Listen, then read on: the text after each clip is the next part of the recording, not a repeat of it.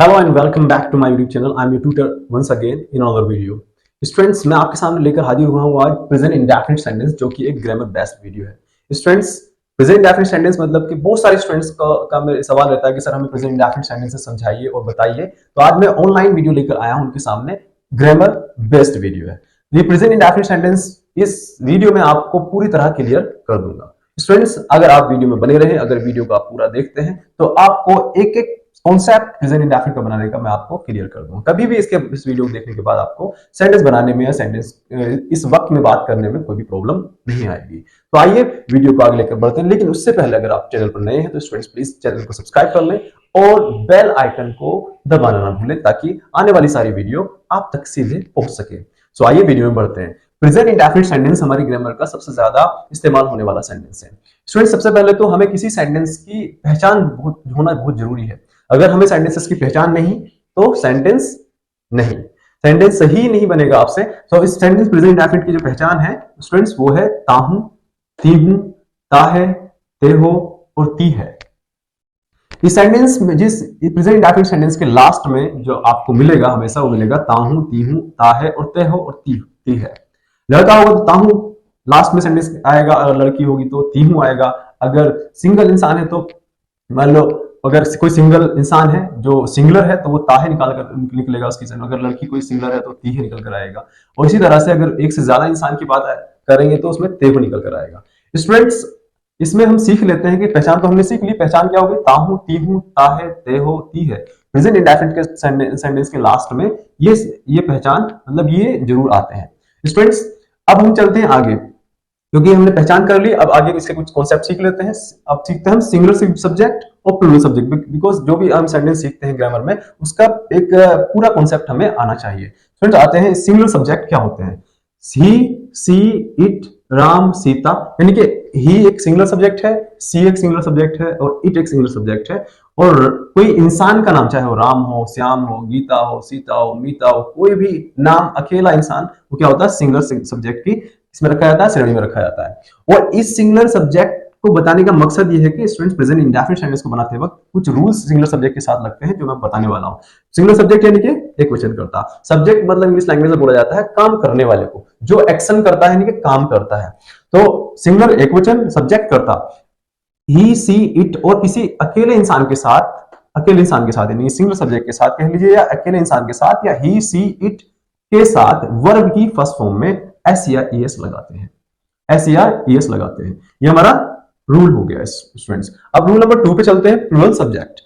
हमारे जो English language में सब्जेक्ट होते हैं वो दो तरह के होते हैं। एक तो होता है सिंगुलर सब्जेक्ट, जो कि मैंने लिख दिया आपके सामने, कुछ सब्जेक्ट ही, सी, इट और किसी अकेले इंसान का नाम। और प्लूरल सब्जेक्ट यानी कि जिसमें एक से ज्यादा इंसान की बात करते हैं और जो प्लूरल की श्रेणी में रखे जाते हैं। जैसे आई, आप कहेंगे सर आई तो सिंगुलर सब्जेक्ट होता है, लेकिन आई सिंगुलर सब्जेक्ट नहीं होता। ये एक अपवाद है, ये एक्सेप्शन है इंग्लिश लैंग्वेज में, जो कि प्लूरल की श्रेणी में आता है। इसके साथ हम सिंगुलर वर्ब भी इस्तेमाल करते हैं, प्लूरल भी, लेकिन प्रेजेंट इंडेफिनिट में सेंटेंस में इसके साथ हम इसे प्लूरल की श्रेणी में ही रखेंगे। तो इसके साथ जो इस्तेमाल होगा वो जैसे प्लूरल सब्जेक्ट के साथ इस्तेमाल होते हैं जो चीजें, वही इसके साथ इस्तेमाल होगी। तो आप इस चीज में टेंशन ना लें। यू, दे, वी और कोई भी नाम अगर एंड से जुड़कर आए, जैसे राम एंड श्याम और जैसे सीता एंड गीता, तो मतलब कोई भी नाम एंड से जुड़कर आता, मतलब एक से ज्यादा संख्या उसकी हो जाती है, तो वो भी प्लूरल हो जाता है। और इसका रूल नंबर बताने का मकसद क्या है प्लूरल सब्जेक्ट को?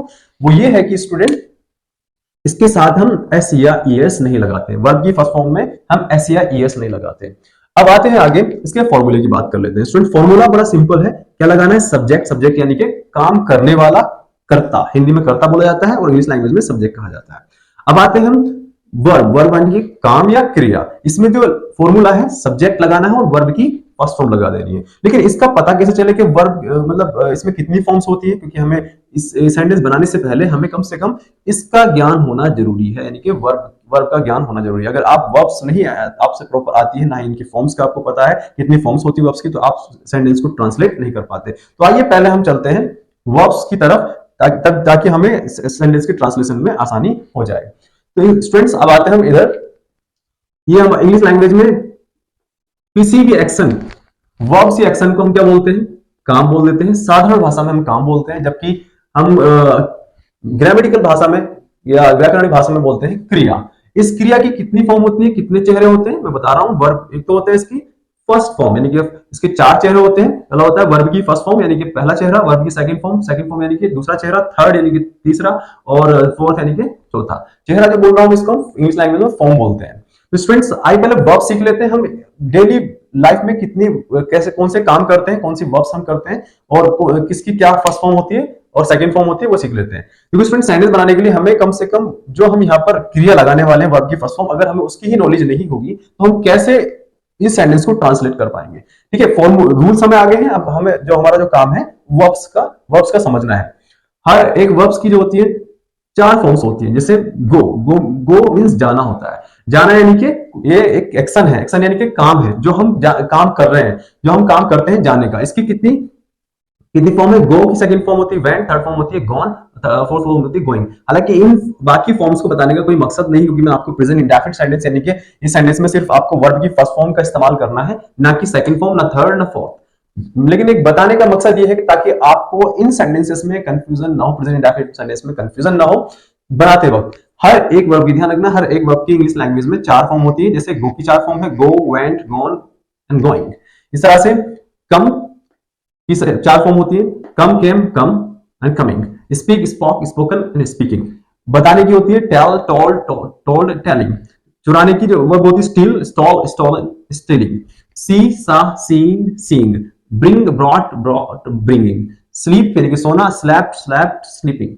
तो हर एक काम की 4 फॉर्म यानी कि 4 फॉर्म या 4 फॉर्म होती है इंग्लिश लैंग्वेज में किसी भी काम को बताने की, राइट। लेकिन हमें जो काम करना है इन एक्शंस को छोड़कर, हमें इसे भी इस्तेमाल नहीं करना, ये भी इस्तेमाल नहीं करना, ये फॉर्म भी इस्तेमाल नहीं करनी। हमें जो इस्तेमाल करनी है ये फर्स्ट फॉर्म भी इस्तेमाल करनी है जो सेंटेंस बनाते वक्त, इसको प्रेजेंट इंडेफिनिट सेंटेंस को। ये 3 फॉर्म्स हमारे लिए काम की नहीं है, second form, third form and fourth form. जबकि हमें जो इस्तेमाल करनी है वर्ब की फर्स्ट फॉर्म इस्तेमाल करनी, जो कि पहली इसके नीचे लिखी हुई है। क्योंकि हमारा फॉर्मूला है सब्जेक्ट, सब्जेक्ट यानी कि काम करने वाला जो भी एक्शन करेगा वो सब्जेक्ट, तो उसमें हमें उसके बाद क्या रखना है? उस वर्ब की फर्स्ट फॉर्म को रखना है। जैसे मैं अभी आपको एक सेंटेंस ट्रांसलेट करके दिखाता हूं। मैं जाता हूं, देखो जैसे पहचान बताई थी, यहां पर ताहू सेंटेंस में निकल रहा है, ताहू लास्ट में आ रहा है, तो ये प्रेजेंट इंडेफिनिट का सेंटेंस हो गया। आपको तुरंत ऐसे समझ आ जाएगा जैसे मैं बता रहा हूं। मैं जाता हूं, इसमें जो मैं होता है इंग्लिश लैंग्वेज में आई मतलब क्या हो गया? सब्जेक्ट यानी काम करने वाला। और गो हो गई वर्ब की फर्स्ट फॉर्म। जैसे कि मैंने बताया था आपको, हमें वर्ब की फर्स्ट फॉर्म लगानी है।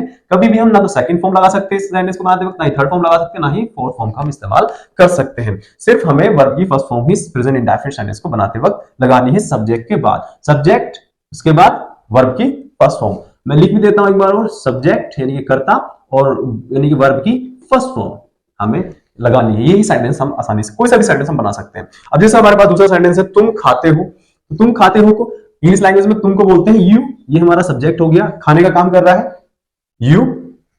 तो इसमें हम क्या लगाएंगे? ईट की फर्स्ट फॉर्म लगा देंगे, यू ईट। यू ईट, तुम खाते हो। देखिए स्टूडेंट्स, इसमें क्या आ गया? यू ईट, तुम खाते हो। इसमें भी क्या निकल रहा है? तेहू निकल रहा है। तो ये तेहू भी मैंने बता दिया आपको, तेहू ये रहा। और ताहू ये निकल रहा है इसमें, मैं जाता हूं। तो लास्ट में हमें जो पहचान है सेंटेंसेस को बनाने की कि ये सेंटेंस प्रेजेंट इंडेफिनिट है, हमें कैसे ट्रांसलेट करना है कि इसमें सब्जेक्ट रखना है, वर्ब की फर्स्ट फॉर्म रख देनी है। और इसको बनाने के लिए सीधा सीधा हमें वर्ब की सब्जेक्ट लगाकर वर्ब की फर्स्ट फॉर्म लगानी है। ठीक है, अब हम जो चलते हैं स्टूडेंट समझने के लिए आगे चलते हैं, क्योंकि एक फॉर्मूला मैंने आपको बताया सिंगुलर सब्जेक्ट के साथ, ही, सी, इट। इसमें थोड़ा सा आपको कंफ्यूजन हो सकता है, लेकिन आपको मैं पूरी कोशिश करूंगा समझाने की किस तरह से करना है। अब जो मैं सेंटेंस बता रहा हूं आपको, वो सेंटेंस है हमारे पास, हम सब्जेक्ट लेते हैं ही। यस, एक मिनट में आपको लिखकर बताता हूं, राइट। वह जाता है, वह जाता है, ये हमारा सिंगुलर सब्जेक्ट है ही, वह। उसके बाद स्टूडेंट्स आपका जो फॉर्मूला आपको पढ़ना पड़ेगा, सिंगुलर सब्जेक्ट का जो फॉर्मूला है, ही या सी या इट या कोई अकेला इंसान आ जाए, अकेले इंसान का नाम आ जाए, तो आपको उस वर्ब के साथ क्या लगाना है? सिंगुलर सब्जेक्ट के साथ वर्ब की फर्स्ट फॉर्म में एस या ईएस लगाना कंपलसरी है। कौन सी फॉर्म में? वर्ब की फर्स्ट फॉर्म में। फॉर्मूला तो वही रहेगा, सब्जेक्ट और वर्ब की फर्स्ट फॉर्म, लेकिन इसमें एक चीज बढ़ जाएगी, वो होगी एस या ईएस लगाना कंपलसरी हो जाएगा। जैसे कि हमने क्या रखा था यहाँ पर? गो रखा था। गो इस ही सब्जेक्ट के साथ, सिंगुलर सब्जेक्ट के साथ ही गोज, ईएस इसमें लग जाएगा। तो हिंदी क्या हो जाएगी? वह जाता है। इसी तरह से अगर हमें सेंटेंस बनाना है सी पर स्टूडेंट्स कि वह खाती है, तो यहां पर भी क्या हो जाएगा, सेम ही हो जाएगा, सिंगुलर सब्जेक्ट आ जाएगा, ही वह खाती है, सी। सी के बाद आपको फिर मैंने बताया कि सिंगुलर सब्जेक्ट के साथ आपको ही, सी, इट और किसी अकेले इंसान के साथ वर्ब की फर्स्ट फॉर्म में जो लिखी हुई है SEIS लगाना, तो हमने भी इसमें एस जोड़ दिया। लेकिन सिंगुलर सब्जेक्ट के साथ ही होगा, ही, सी, इट या अकेले इंसान के नाम के साथ। ऐसा नहीं कि राम ही आएगा तभी लगाएंगे या सीता आएगा तभी लगाएंगे, यहाँ पर किसी इंसान और इंसान का किसी का भी नाम आ सकता है सिंगुलर चीज का, वहां पर आपको वर्ब की फर्स्ट फॉर्म में SES लगा देना। अगर स्टूडेंट्स वीडियो पसंद आई हो तो प्लीज आप चैनल को सब्सक्राइब कर ले और घंटे को जरूर प्रेस कर ले, और ताकि आने वाली हर वीडियो आप तक पहुंच सके सीधे। और प्लीज बताइए कि आपको किस चीज पर वीडियो चाहिए, उसी पर मैं आपके लिए वीडियो बनाऊंगा। Thank you very much to see my video, and also please leave your comment on the comment box and share this video to help your friend side. Thank you very much. Meet you in the next video.